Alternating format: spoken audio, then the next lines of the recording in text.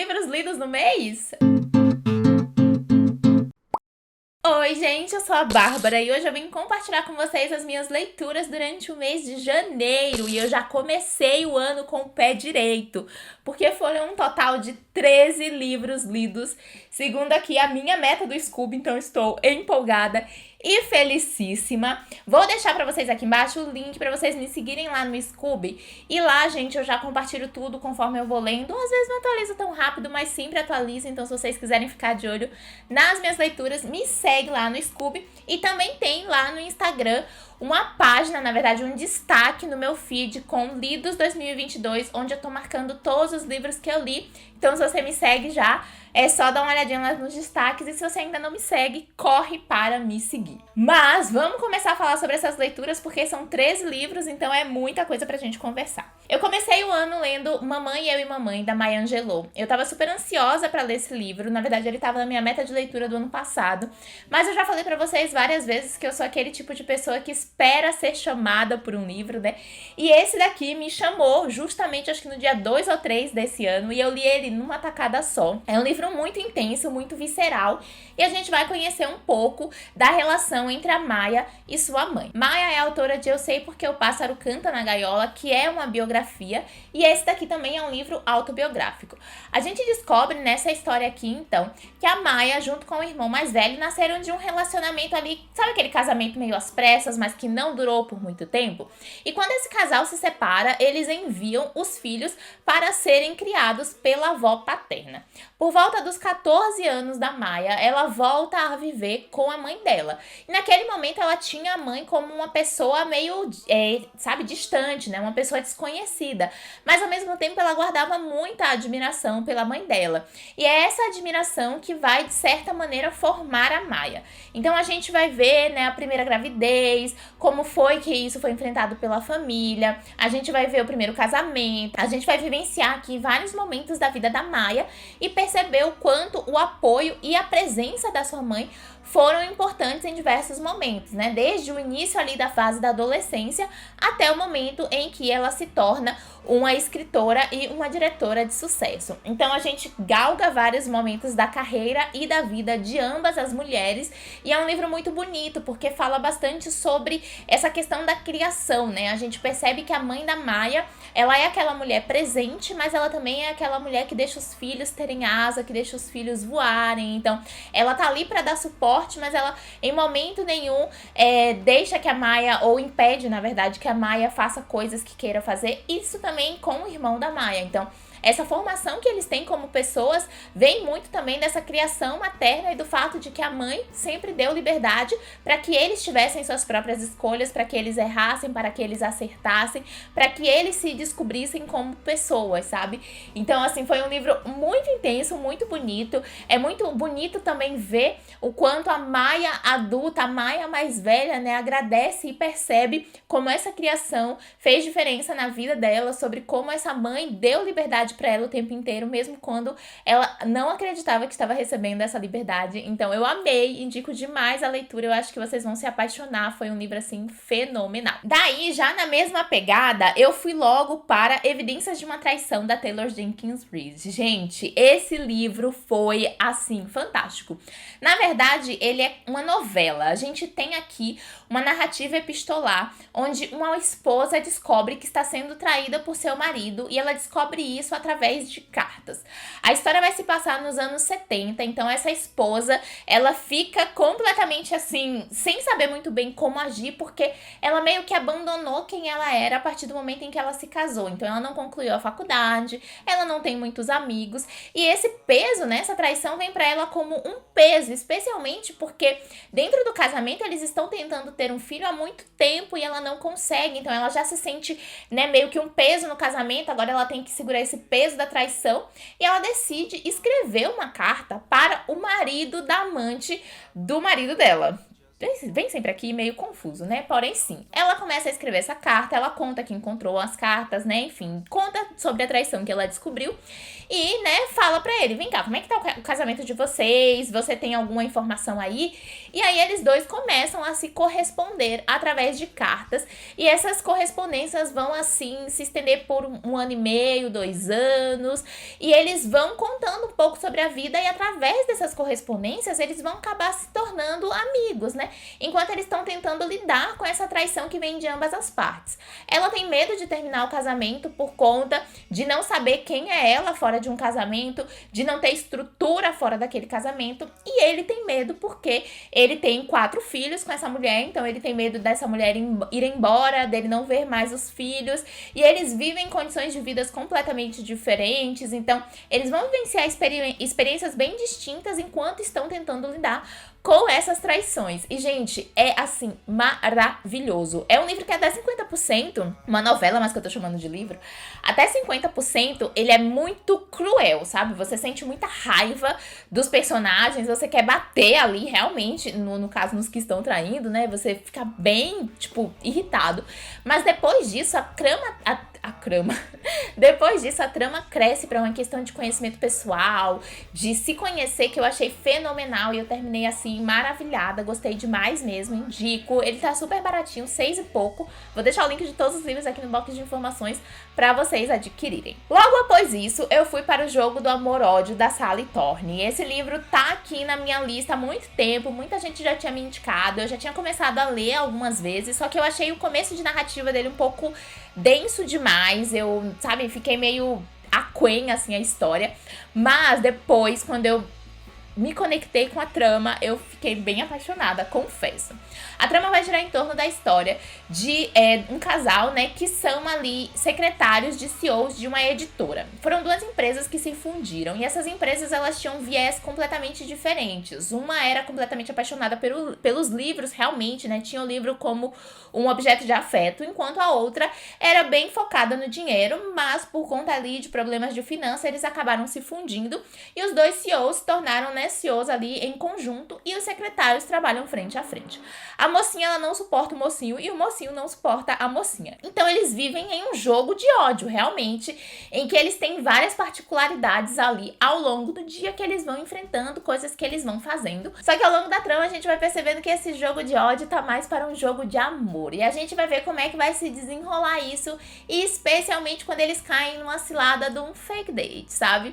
E assim, eu gostei, eu me diverti, eu acho que é um livro que tem algumas questões um tanto quanto problemáticas, algumas falas assim, sabe?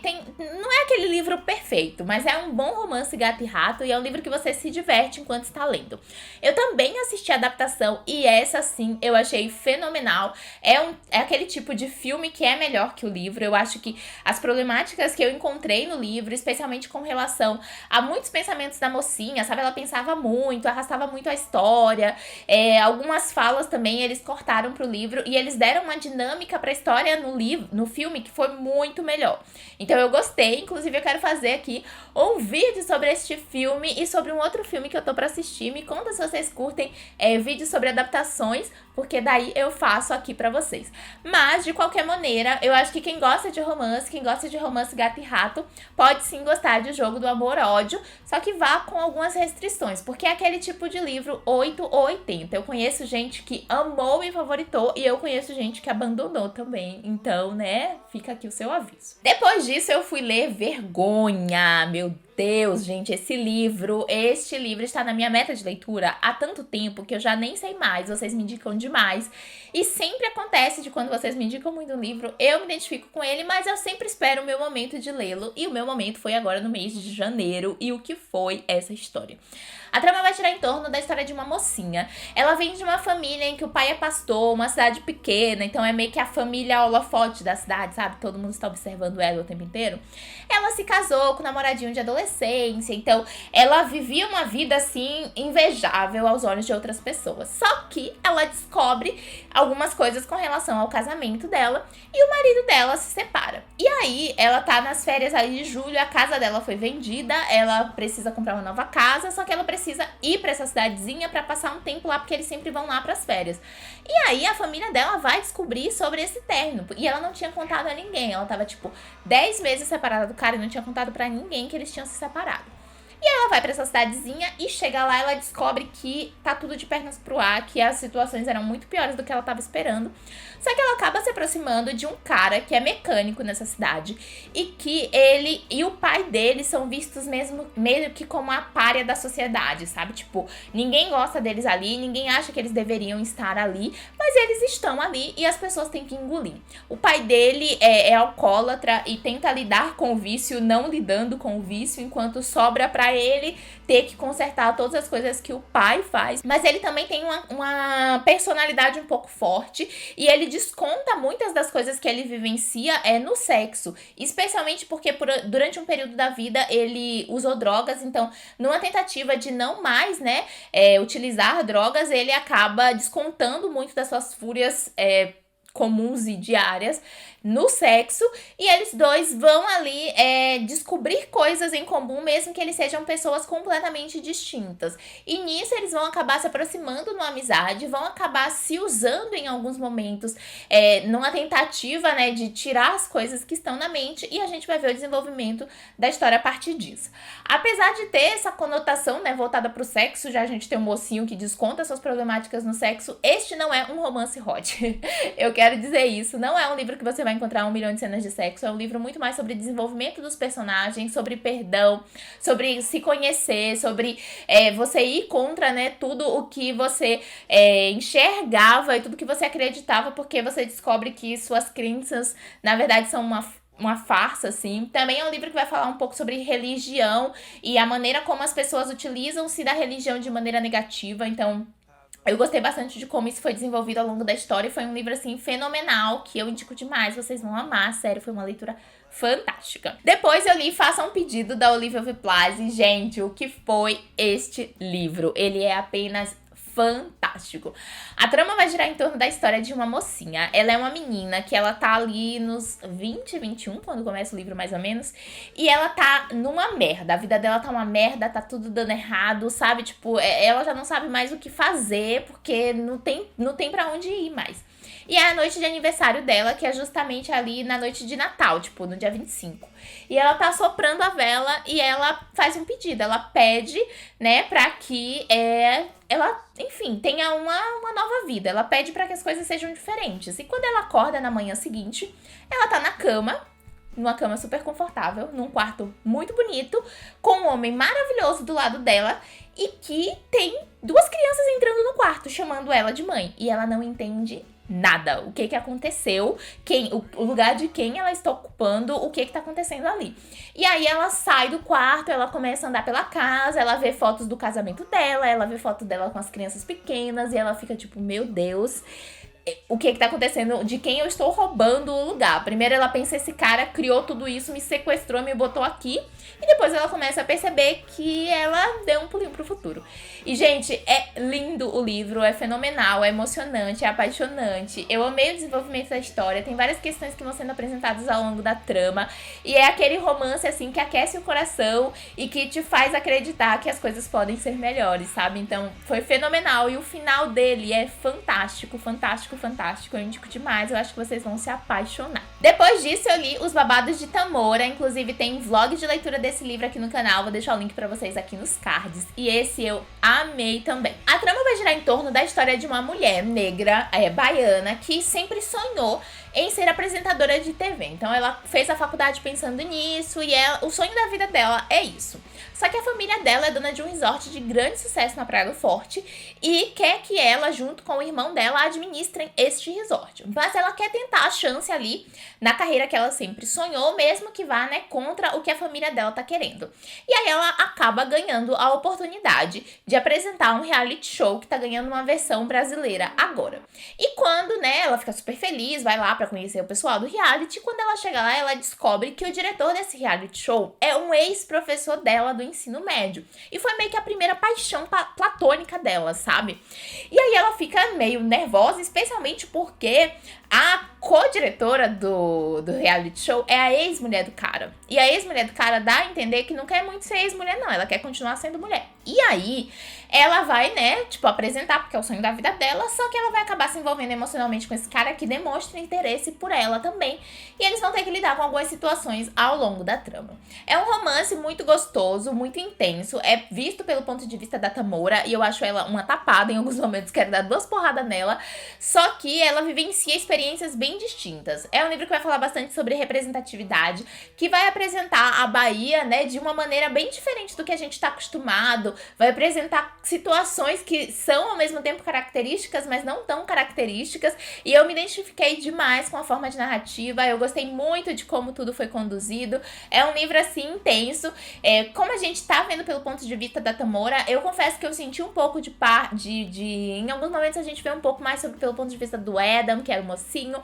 Mas, no geral, eu gostei demais da trama. Eu acho que quem curte romance, especialmente com uma pitadinha sensual, porque esse também tem a quintura da pimenta, vocês vão gostar também, então já vou deixar o link pra vocês aqui embaixo. Depois disso, eu li A Teoria do Alívio, do Octávio Pires, e eu também tenho um vídeo dele aqui no canal, um vlog de leitura, e esse é um livro bem diferente. A gente vai ver a história de um arquiteto que, após se aposentar, sem ter muito bem o que fazer, assim, ele decide começar a pesquisar algumas coisas e ele chega até a Teoria do Alívio, que é uma teoria que fala sobre como a gente consome produtos e programas e coisas com um intuito de estar dentro da massa, sabe? De aliviar um sentimento que a gente tem de que a gente precisa ter e consumir coisas que as pessoas estão tendo e consumindo.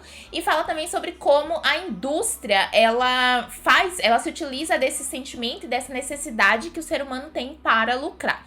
E é um livro bem interessante porque, apesar de trazer este tema mais, né, de autoanálise, ele também traz uma história ali. Tem um quê de suspense, tem algumas situações acontecendo, porque enquanto ele tá descobrindo sobre essa questão, né, obviamente as empresas e várias entidades enfim, corporações estão atrás dele querendo que ele não fale sobre esse assunto, porque, obviamente, isso pode vir a danar estas empresas. Então, é um livro bem diferente, é bem interessante. Tiveram algumas questões, assim, com relação aos pensamentos dos personagens principais que eu não concordei tanto, mas eu achei que o livro fluiu de uma maneira muito, assim, gostosa, sabe? Eu fiquei curiosa, eu fiquei apreensiva, e eu acho que é uma leitura diferente e que vale a pena dar uma chance. Depois eu li Nos Laços do Amor, da Renata Corrêa, e este é um romance pra quem ama uma boa história de peão. A trama vai girar em torno da história de 2 amigos que cresceram juntos numa fazenda, só que ali no fim, né, da adolescência, começo da vida adulta, eles acabaram se separando. O nosso mocinho, ele foi tentar a vida de peão de rodeio, então ele tá rodando por vários lugares, né, trabalhando com isso, enquanto a mocinha foi cursar veterinária. Mas, quando o pai dele acaba tendo ali um problema de saúde, ele retorna para essa fazenda justamente quando ela conclui a faculdade. E aí eles se reencontram. E nesse reencontro eles percebem que a forma amigável como eles se viam ali durante a adolescência, a infância, já não é mais tão presente. Eles já estão, né, de uma maneira assim mais calorosa. Eles já estão se enxergando de outra forma, só que vão ter alguns impedimentos para que esse relacionamento siga adiante. É um daqueles romances assim arrebatadores, gostosos, intensos, sensuais. Eu gostei de como a autora trouxe premissas distintas, trouxe personagens que são interessantes, são bem conduzidos, sabe? E de como a trama, no geral, vai caminhando de uma maneira muito gostosa de acompanhar. Então, assim, pra quem gosta de romance, mais uma vez, essa é uma leitura que eu acho que vocês vão curtir bastante fazer, porque é um livro que trabalha os personagens de uma maneira muito profunda e eu acho isso sempre muito bom nos romances. Depois disso, eu fui para Não Confia em Ninguém, do Charlie Domlian. Esse livro aqui, dos 4 primeiros, era o único que faltava eu ler, e eu tava bem curiosa, então eu acabei colocando ele na maratona MLV e concluí a leitura. E, gente, eu acho esse livro muito bom, e ele seria excelente, fenomenal, se não tivesse as últimas 20 páginas, porque eu acho que o Charlie deu uma cagada nas últimas 20 páginas, assim. A resolução, até o ponto da resolução tava muito bom, eu acho que não precisava o porém, porque o porém cagou com a história. Mas a trama vai girar em torno da história de uma mulher, que é a Rory, e ela é acusada de matar o namorado dela. O que acontece? Eles estão numa viagem para um casamento, numa ilha, e esse namorado, ele cai de um penhasco e morre. E durante a autópsia, enfim, todas as questões ali, eles acabam descobrindo que ele não morreu porque caiu de um penhasco. Ele realmente foi assassinado, levou uma porrada na cabeça, e a gente sabe que ele de fato foi assassinado porque o começo do livro é mostrando este assassinato. Ela é presa, então, e por 10 anos ela fica ali tentando provar sua inocência, e ela escreve cartas para uma produtora de documentário que é especialista em falar sobre crimes, né, pessoas inocentes que foram condenadas a crimes que não cometeram. E aí, essa mulher acaba respondendo elas já se conheciam de um passado aí, e essa mulher começa a investigar para descobrir o que aconteceu. Então a gente vai vendo a narrativa investigativa conforme essa jornalista vai descobrindo as questões do caso. Eu confesso que desde o começo eu já tinha muita desconfiança sobre o que de fato tinha acontecido, e eu acertei. Mas foi muito interessante porque enquanto eu estava lendo e estava conversando com outras pessoas, as desconfianças das outras pessoas não eram as mesmas que as minhas. Então eu cheguei a entender que não é um livro tão óbvio. Eu gostei do desenrolar da história. É um livro que em muitos momentos você fica, né, naquele questionamento de: será que ela é inocente? Será que ela é culpada? Será que ela é inocente? Será que ela é culpada? Sabe? Aquilo vai te atormentando o tempo inteiro durante a narrativa. E é interessante porque a jornalista, ela tá entregando os capítulos pro público junto com o que ela tá descobrindo. Então a gente vai vendo um pouco de reação do público. Também tem um pouco sobre essa questão de televisão, né, de histórias que fazem sucesso na TV, da pressão que a mídia faz diante de histórias que fazem sucesso na TV. E eu gostei bastante, mas é aquilo, se não tivesse as últimas 20 páginas, onde eu sinto que ele deu uma cagada na história, eu acho que seria um livro perfeito, 5 estrelas, mas acabei dando 4 estrelas por conta disso. Só que ainda assim, gostei demais, indico a leitura. E tem os outros 2 livros do Charlie aqui pra ler, que eu tô bem ansiosa pra ler. Ui, derrubei tudo aqui. Mas eu tenho aqui aí Nunca Saia Sozinho e Procure nas Cinzas, que são os lançamentos mais recentes do Charlie aqui na minha mão. Depois disso, eu fui pra Um Amor Conveniente. Eu fiz um vídeo aqui no canal falando sobre livros que eu levaria pro BBB, e Um Amor Conveniente estava entre esses livros, e aí me despertou assim, falei, cara, vou ler, e eu já tinha comprado, já tava no Kindle, então aproveitei. Esse livro, ele está dentro de uma série que tem publicado 3 até o momento. O primeiro é Um Casamento Conveniente, depois vem esse, Um Amor Conveniente, e depois vem Uma Aposta Irresistível. Eu já li os 3. Mas o Um Amor Conveniente foi o que eu li mais recente. E a trama vai girar em torno da história de uma mocinha que é relojoalheira. E ela vai na casa de nobres, né, pra consertar relógios. E ela chega na casa de um nobre, bate na porta da governanta. Quem abre a porta é o próprio dono da casa. E ela descobre que a casa o canto da governanta acabou se tornando o antro de devassidão deste, né, dono da propriedade, que eu não lembro. Eu acho que ele é herdeiro de um duque. E aí, ela oferece os serviços dela, né, de relojoalheira, só que ele acha que ela tá oferecendo serviços de babá, porque ele é responsável por 2 meninas que são umas pestes. As meninas são, assim, ligadas no 220, elas são realmente muito tensas. E aí, ela fala que não, que, né, ela é relojoalheira, ela não vai, tipo, ser babá, só que quando ela vai embora, acontece merda, ela tem que voltar e ela aceita o emprego. E aí ela começa a trabalhar com essas meninas, e as 2 realmente são, assim, gente, atacadas. A mais nova, ela todos os dias de manhã mata a boneca dela de uma forma diferente. E todos os dias de manhã eles têm que fazer o velório da boneca, e o cara tem que fazer um discurso pra boneca, enfim, é um surto. E a mais velha, ela tá ali como protetora da mais nova, né? Então, elas acabam armando várias coisas ao longo da trama, um monte de coisa acontece, porque a mais velha quer proteger a mais nova o tempo inteiro. E conforme ela vai cuidando dessas crianças, ela percebe que o problema dessas crianças é falta de afeto. Elas têm medo de se ligar ali ao lugar em que elas estão e de serem mais uma vez abandonadas porque elas pularam de casa em casa durante a vida inteira. E aí ela vai acabar se aproximando do mocinho, contando sobre isso, e a gente vai ver como é que a história vai se desenvolver a partir deste ponto.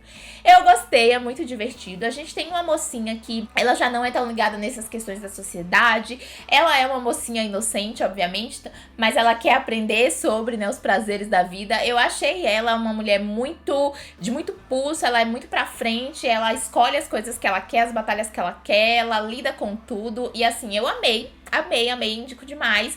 Então, os 3 livros da série são muito bons, eu acho que vocês vão se apaixonar. Daí, depois disso, gente do céu, ai, tá faltando um livro aqui. Mas depois disso, eu terminei The Love Hypothesis. Então, não são 13, são 14 livros. Oh, chocada. Depois disso, eu li The Love Hypothesis. Este tem vlog de leitura que saiu ontem aqui no canal, vou deixar o link pra vocês aqui nos cards. Meu Deus, este é um livro em inglês. A trama vai girar em torno da história da Olive e do Adam.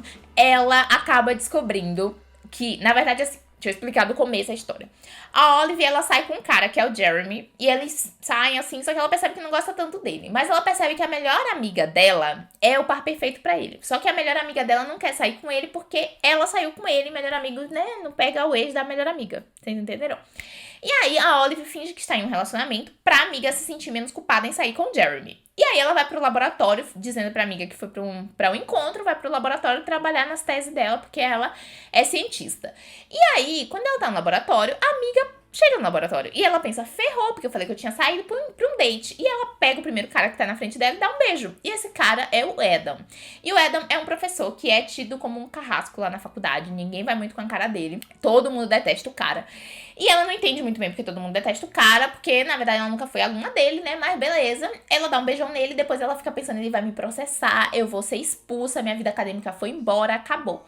E aí ela vai conversar com ele e eles acabam entrando num fake dating, num namoro de mentira. Porque ele também precisa de uma namorada de mentira. Só que conforme a trama vai se desenvolvendo, a gente vai percebendo algumas outras coisas. E é um slow burn, é aquele livro em que as coisas vão acontecendo de uma maneira mais lenta, né? O envolvimento do casal vai fluindo assim, tipo, de uma amizade que vai subindo, até que as coisas começam a se desenvolver de verdade. Mas eu amei. Vai falar muito sobre o papel da mulher no ambiente acadêmico, vai falar muito sobre abuso, vai falar bastante sobre a responsabilidade com as suas funções. Então é um livro que aborda muitas coisas e eu amei mesmo, eu indico demais, eu acho que vocês vão amar essa história. E o Hot, gente, é muito bom e é muito responsável também. Então indico pra vocês. Daí depois eu li A Noiva do Bastardo, da Sarah MacLean. Sabe aquela série da Sarah MacLean que tem Cilada para um Marquês, Amor para um Escocês, Perigo para um Inglês? Então, dentro dessa série, a gente conhece alguns personagens, ou mais especificamente a Felicity, que é a protagonista deste livro aqui. A Felicity, ela tem 28, 29 anos e ela é pária da sociedade. Aconteceram algumas coisas que fizeram com que ela fosse afastada. Então, quando ela debutou, ela era a estrela. Hoje em dia, ela fica escondida nos cantinhos do salão de baile. E ela tá num baile, quando ela sai e ela acaba conhecendo um cara. Esse cara tá lá na escuridão, tá falando com ela. Ela tá tipo, meu Deus, o que tá acontecendo aqui? Esse homem, né, só pela voz ela já tá meio conquistada e tal. Enfim, conversa com esse cara, depois ela volta pro baile. E é o baile de um duque. E aí, quando ela volta pro baile, umas antigas amigas dela ali ficam infernizando a mente dela. E ela fala que ela tá noiva do duque. Só que ela nunca nem falou com o duque. Mas ela conta isso, que ela tá noiva do duque. O duque em questão é um bastardo. Esse bastardo, na verdade, são 3 bastardos, ou mais especificamente 4, porque tem uma mulher também, mas homens são 3. Um é duque e os outros 2 comandam ali um sistema criminal, um rolê ali. Mas eles fizeram um pacto na infância de que eles não teriam filhos, que eles não teriam herdeiros. Só que agora esse duque voltou pra cidade disposto a encontrar uma esposa pra casar e ter um herdeiro. E aí os irmãos dele vão, né, pra tentar impedi-lo. E quando a Felicity fala que é noiva do cara, ela acaba gerando ali e se transformando em um impedimento, porque ela vira uma peça no jogo de xadrez desses irmãos, especialmente do Devil, que vai ser o mocinho dessa trama. Ele tem aí algumas questões com este duque, que é irmão dele, e ele vai acabar usando a Felicity em prol de resolver essas questões. Porém, durante o o rolê, ele acaba se apaixonando e aí vai ser difícil, né, usar como vingança a mulher que é o amor da sua vida.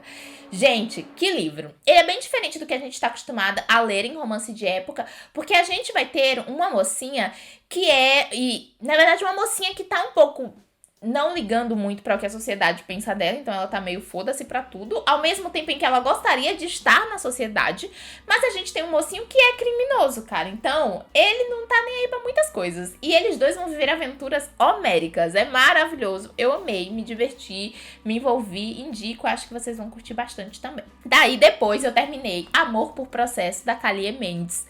Gente, esse livro foi tudo na minha carreira. A trama vai girar em torno da história de uma autora que tá, tipo, na merda. Ela escreve, publica meio que na Amazon, não vende, não consegue um top, não acontece nada. E ela também é professora de ensino fundamental. Só que uma noite, tipo, depois de muito, muito ódio, ela acaba fazendo um book trailer do livro dela, com o trailer de um filme de um ator que ela sempre se inspirou pra criar os papéis dela. E o negócio estoura. O livro dela vai pros mais vendidos da Amazon, vira um sucesso. Só que a distribuidora do filme do cara não curte muito a ideia, porque ele deixa de ser o protagonista do filme pra ser o protagonista do livro dela.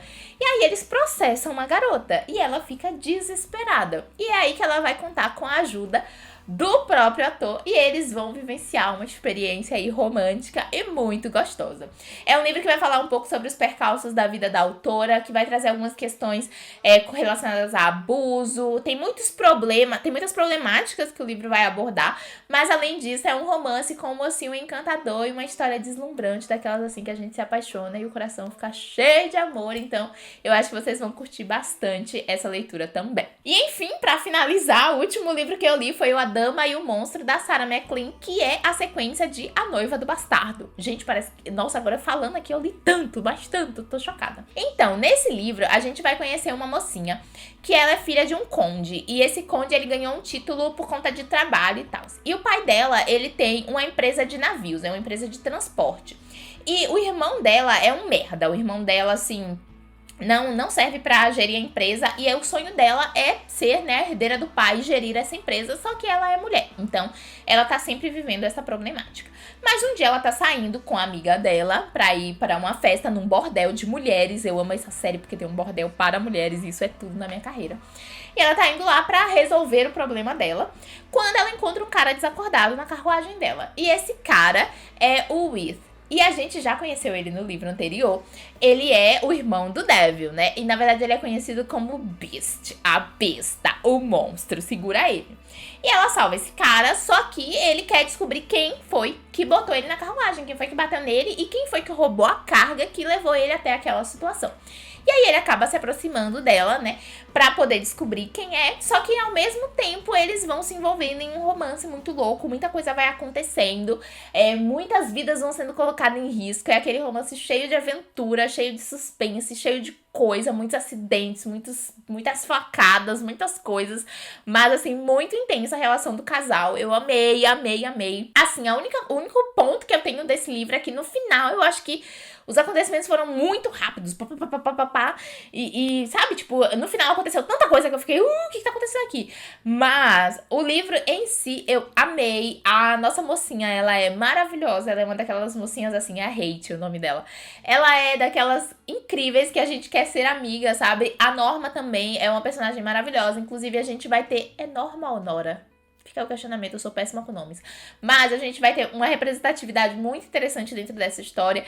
E eu gostei bastante dela lutando por uma herança que ela acha que merece e que ela de fato merece, porque ela é boa no que ela faz e ela se sente muita injustiça em não poder fazer isso só porque ela é mulher, sabe?